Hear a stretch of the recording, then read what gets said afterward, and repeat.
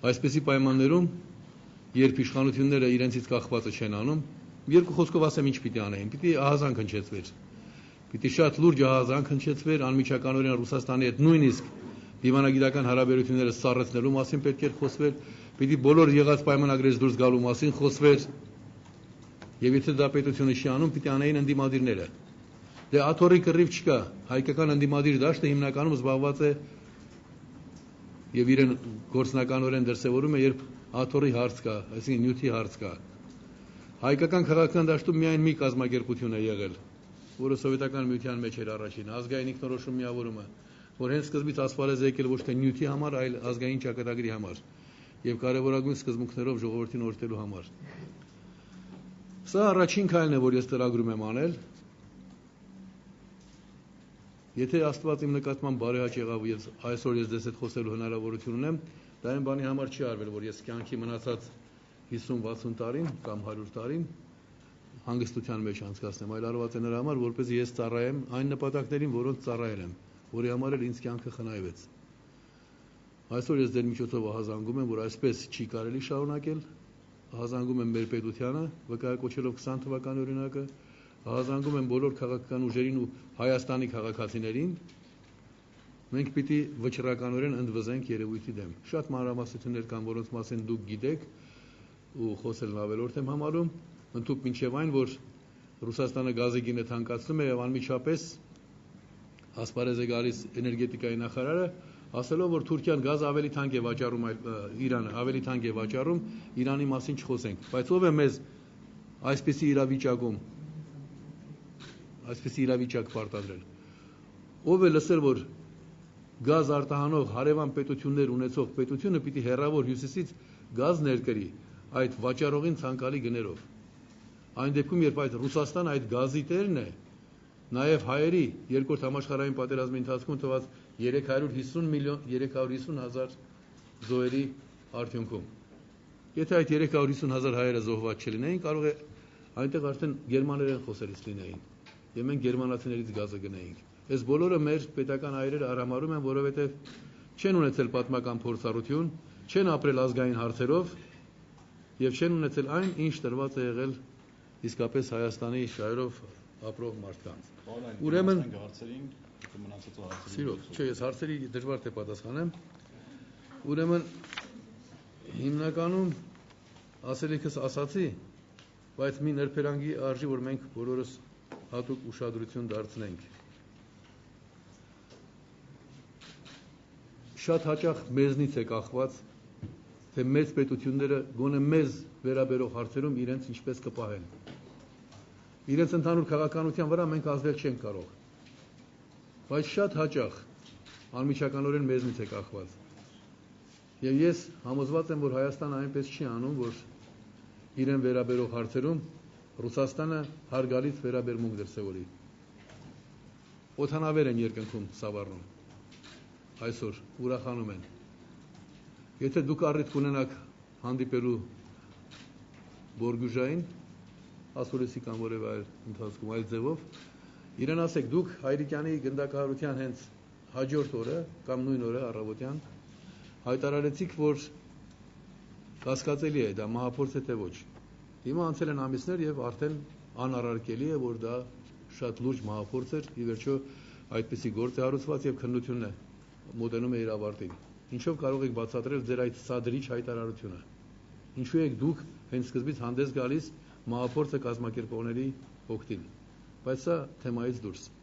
Ուրեմն մեզ իսկապես լուրջ վտանգ է սպառնում, բացահայտորեն մեզ սպանել սպառնացող պետությանը, կարող ենք ասել բռնապետությանը, մեր ճակերտավոր դաշնակիցը զենք է մատակարարում։ Լռել դրա մասին եւ չանել անհրաժեշտ քայլերը նշանակում է նախապատրաստվել նոր ցեղասպանության։ Ուրեմն անհրաժեշտ քայլերի մասին ես խոսեցի արդեն։ Եթե պետության մասին ենք խոսում, պետությունը պիտի օրինակ Մինսկի համանախագահերին, նրանց ներկայացուցիչներին մեր նախագահը հրավիրեր եւ ասեր, ես չեմ հասկանում ինչ է կատարվում։ Դրանից առաջ ուղղակի նոտա պետք է հղվեր Ռուսաստանին։ Դա պետության կողմից։ Ինչ վերաբերում է ընդդիմադիր դաշտին եւ Հայաստանի քաղաքացիներին, ապա համախմբվել, համախմբել նրանց շուրջ, ովքեր մտահոգ են ազգի ճակատագրով, եւ եթե գործնական քայլերի մասին, ապա անել այն, ինչ տվյալ պարագաներում անում են քաղաքական կազմակերպությունները, սկսած ցույցերից, վերջացրած իշխանափոխությամբ։ Իշխանություն, եթե դու այդպեսին ես ու չես կարող քո քաղաքացիների անվտանգության համար քայլեր ձեռնարկել անհրաժեշտ, դու պիտի տեղը զիջես նրանց, ովքեր գիտեն ինչ անել։ Ձեր հարցը սպառված համար ենք, շնորհակալություն։ Անցնենք հարցերին։ Ես արդեն Պարոն Ալիքյան, նկատեցիք, որ դուք դեռևս շրջում եք անվտանգի ուղղությամբ ձեր կյանքին վտանգ սպառնում է, դա առաջին հարցն է, եւ պատրաստում եք 2018-ի առաջատար ձեր տեխնոլոգիությունը։ Երկրորդ հարցը թեմայից դուրս է, առաջին հարցը նույնպես, բայց առաջինի մասին ասեմ, որ ինձ անվտանգության ապահովման համար պաշտոնյաներ հատկացվել են պետության նախաձեռնությամբ, պետության նախաձեռնությամբ էլ այդ բանը շարունակվում է, որովհետև բոլորդ էլ գիտեք, չէ՞ որ հիմնական պատվիրատուն դեռ բացահայտված չէ։ Միջնորդ պատվիրատուն էլ ասում է, որ ինքը չէ։ Եթե ինքը չէ, նշանակում է նա ով այս ամենը նախաձեռնել էր ձեր դեմ, ոչ թե իմ դեմ, նա դեռ գործում է։ Իսկ քանի որ պետությունը ի վերջո բոլորիս պետությունն է, երեք այնտեղ կան մարդիկ, որ ինձնից ավելի շատ են տեղեկացված, ինձ համար այնքան էլ հաճելի չի շրջել հսկողության պայմաններում։ Ես էլ եմ փաստորեն մշտապես հսկվում։ Բայց եթե պետությունը այդպես է գտնում, ես պետք է դրան համակերպվեմ։ Այսինքն հիմնական պատվիրատուն եթե հայտնաբերված չէ, ուրեմն համապատասխան թեմայից շեղվում ենք, չէ։ Թեմայից եկեք չշեղվենք, բայց ես ձեզ ասեմ, որ անգործության մատնվելու մասին կարող ենք խոսել բոլոր պետություններում, որտեղ որ սպանություն է կատարում, իսկ աշխարհում չկա պետություն, որտեղ քաղաքական նկատառումներով երբևէ ինչ որ բան արված չլինի։ Այնպես որ ես դրանից ելնելով անգործության չեմ պատմում։ Այլ բան, որ դատարանը մի քիչ տարօրինակ իրեն պահեց, երբ ես կոչ արեցի, մարդը $100,000 է ստացել իրեն գրեթե անծանոթ մարդկանցից։ Գործում այդ նյութերը կա։ Ինչի դուք չեք քննում, թե Ռուսաստանից ինչի են ուղարկել այդ $100,000։ Ասում եմ կանչենք այդ մարդկանց վկայության։ Բայց չեմ ուզում թեմայից շեղվել, մենք շատ ավելի լուրջ խնդիր ունենք այսօր։ Ամեն մեկիդ համար, ձեր բալիկի համար, Աստված տա, եթե չունեք ունենաք, ձեր բալիկի համար արդեն $500 է տրված, որ նա սպանվի։ Դուք այդ թեման թողնում եք եւ ուզում եք խոսել ուրիշ բանի մասին։ Սիրելի բարեկամ, ձեր անունը դուք ում եք ներկայացնում։ Ուրեմն ես դրա մասին արդեն ասացի։ Իշխանությունները պատշաճ քայլերը չեն անում։ Հարցեր։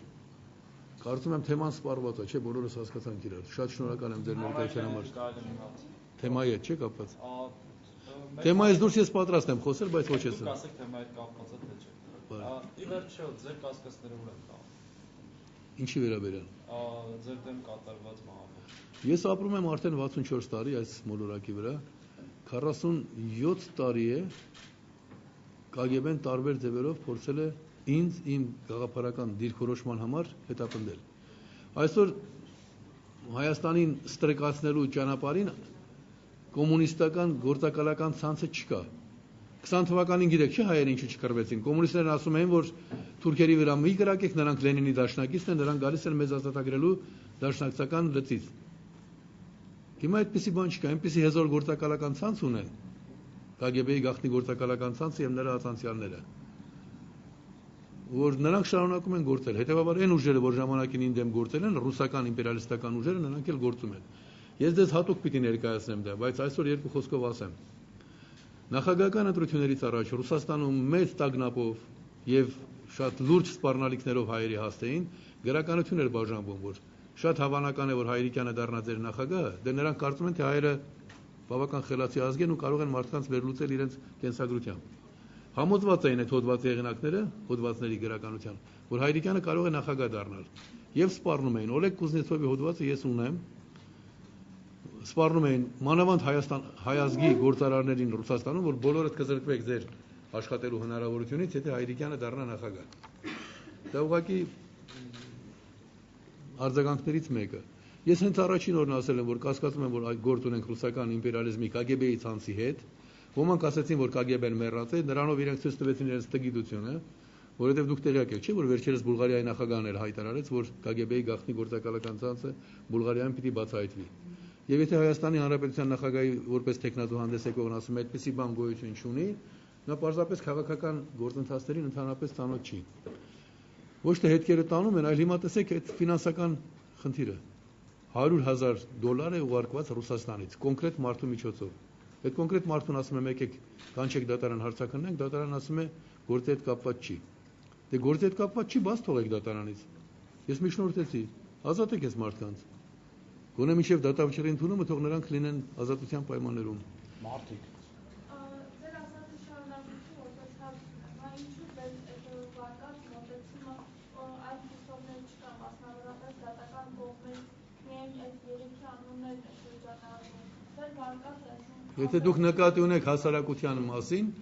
հասարակության արձագանքների մասին, իմ վարկածը կիսելու մասին շատ կիսողներ կան։ Չէ, ես դատական կողմերից նկատի ունեմ։ Դատական կողմերը առաջնորդվում են դատաքննության նյութերով, այսինքն այն նյութերով ինչ որ բացահայտված է։ Նրանց հետաքրքրում է ով է կրակել, ով է այդ կրակողին ուղարկել ինձ ասպարեզից հանելու համար։ Իսկ եթե նկատել եք, ոչ թե իմ կարծիքը չեն կիսում, այլ չեն խորանում դրդապատճառի մեջ։ Մարդն ասում է ես ուզում եի Հայրիկյանին վախեցնել։ Եթե քաղաքական նկատառումով էր վախեցնում, ուրեմն դու պիտի Հայրիկյանին վախեցնեիր այն բանի համար, որ ինքն ասած գույք պարտքի դիմաց գործարքը իմպերիալիստական գործարք է։ Երբ Հայաստանը չի խոսում այն բանի մասին, որ իր տարածքների 80%-ը բռնազավթված է Թուրքիայի եւ Ադրբեջանի կողմից Ռուսաստանի աջակցությամբ, որը իմ նախընտրական ծրագրայինքում կար, նշանակում է Հայաստանը կախվածության մեջ է։ Այս բոլորի մասին երբ ես խոսել ու ներկայացրել եմ, դրանով ես որոշակի քաղաքական ուժերի տագնապ եմ պատճառել։ Հիմա դատարանը դրան չի անդրադառնում, դատարանը զբաղված է հանցագործի գտնելով եւ նրան պատժելով։ Ինչ վերաբերում է հասարակական արձագանքին կա, բայց Հայաստանի լրատվամիջոցների տերերը հիմնական մասով նույնպես գործակալական ցանցի սպասավորներն են։ Նույն գործակալական ցանցի, երբ Պուտինը հայտարարում է, որ մենք պիտի մեղմորեն ասպարեզից հեռացնենք, մեղմորեն ասպարեզից հեռացնել նշանակում է մեկուսացնել քաղաքական գործիչներին։ Նրանք ժամանակին կարծում էին, թե Հայրիկյանը իսկապես բացարձակապես անուժ է, բայց երբ զգացին, որ պարզապես Հայրիկյանը դնում է իր տեխնացությունը, դա իրենց համար ծանր ահազանգ ընկալվեց։ Ուրեմն ես ասում եմ այսօր էլ այն ինչ ասել եմ առաջին օրը, ռուսական իմպերիալիզմը իր KGB-ի գործակալական ցանցով կապված է դա այսօրվա Ռուսաստանի իշխանությունների հետ թե ոչ, եղել է հիմնական մասնակիցը այս ահաբեկչության, որը մաս է կազմում այսօր Ադրբեջանին զենք տալու գործընթացին։ Դրանք իրար հետ անմիջականորեն կապված են։ Պետական մակարդակով ոչ ոքի չի մերժել իմ ասածը։